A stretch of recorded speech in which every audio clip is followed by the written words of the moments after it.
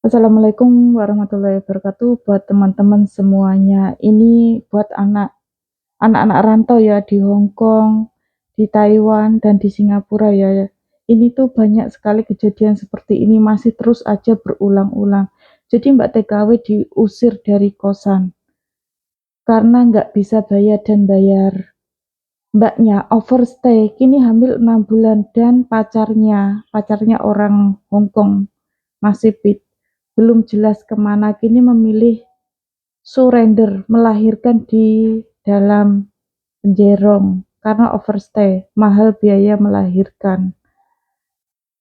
Jadi mbaknya ini memilih tidak resmi karena tergiur sebagian banyak teman-teman yang overstay itu kan kerjanya serabutan ya guys, di apa namanya, di rumah makan kayak gitu, terus ya apa aja lah serabutan, tapi harian itu jauh lebih mahal, katanya sehari itu $600, terus $500 itu setara 1 juta, 1.200.000 itu sehari. Lumayan banget ya, lumayan banget kalau sehari dapat segitu. Cuman kita itu nggak aman, kita itu kayak apa namanya, umpet-umpetan sewaktu-waktu kita ketangkep, itu kita udah nggak aman lagi guys.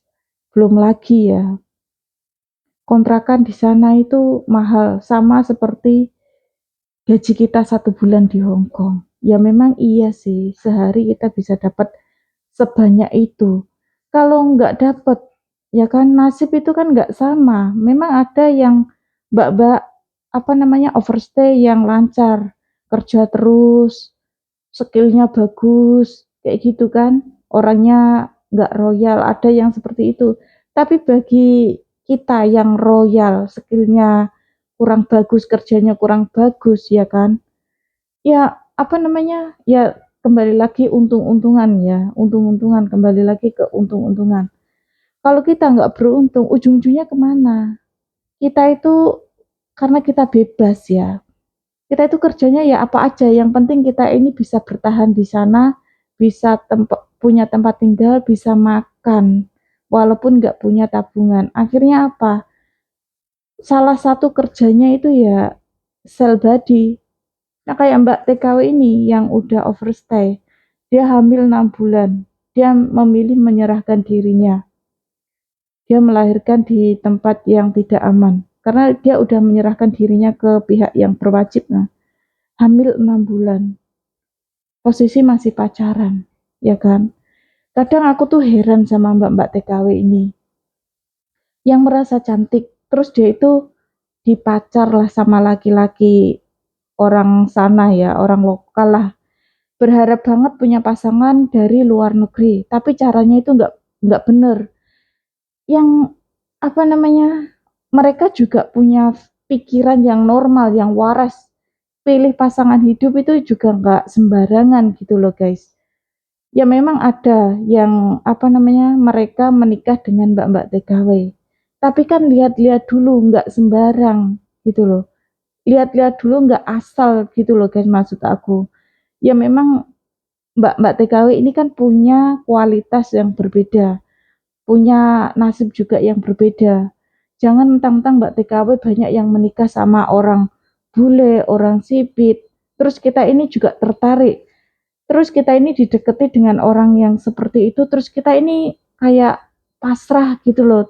Yakin banget kalau nasib kita ini sama seperti teman-teman kita yang menikah dengan orang luar negeri baik-baik saja. Sebagian kan enggak kayak gitu tuh guys. Jadi jangan buru-buru, kita ini sudah dipacarin, tidur bareng, tidak ada ikatan pernikahan, terus nanti kalau sudah hamil pasti bakalan dinikahi. Faktanya loh, faktanya banyak sekali mbak-mbak yang sudah apa namanya tidur bareng tanpa menikah, hamil, ditinggal kabur. Ini yang sekian kalinya ya mbak-mbak TKW.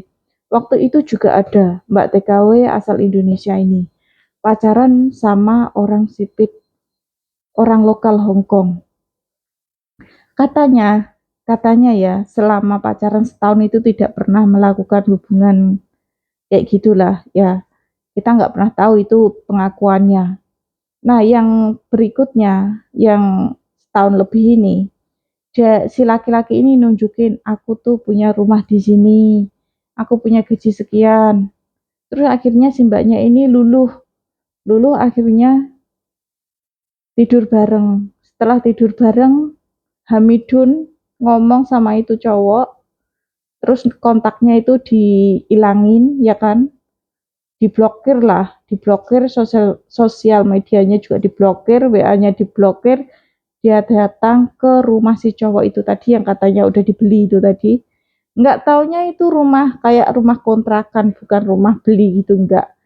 Orangnya menghilang, nggak tahu kemana.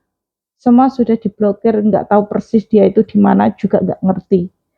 Ini yang kesekian kalinya, guys. Jadi buat kita ini kalau memang pengen punya suami luar negeri, jangan buru-buru punya anak, apalagi belum menikah ya. Kita itu malu nanti kalau pulang ke Indonesia bawa anak, nggak bawa uang, bawa anak nggak bawa suami gitu loh. Adat kita orang kampung ini kan ya kayak gitulah guys. Mental kita pasti kena, pasti mental kita diserang juga malu. Iya, ya kan? Nggak mungkin nggak malu.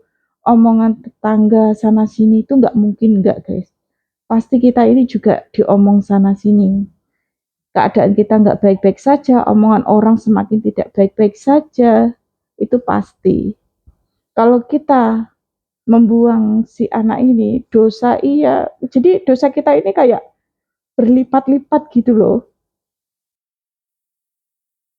Ya padahal yang jualan pel-pel untuk mencegah kehamilan itu banyak banget di sana. Di pasar-pasar itu banyak banget. Banyak banget pil-pil seperti itu. Kenapa nggak pakai seperti itu? Pengaman itu banyak banget. Biar kita itu nggak hamidun.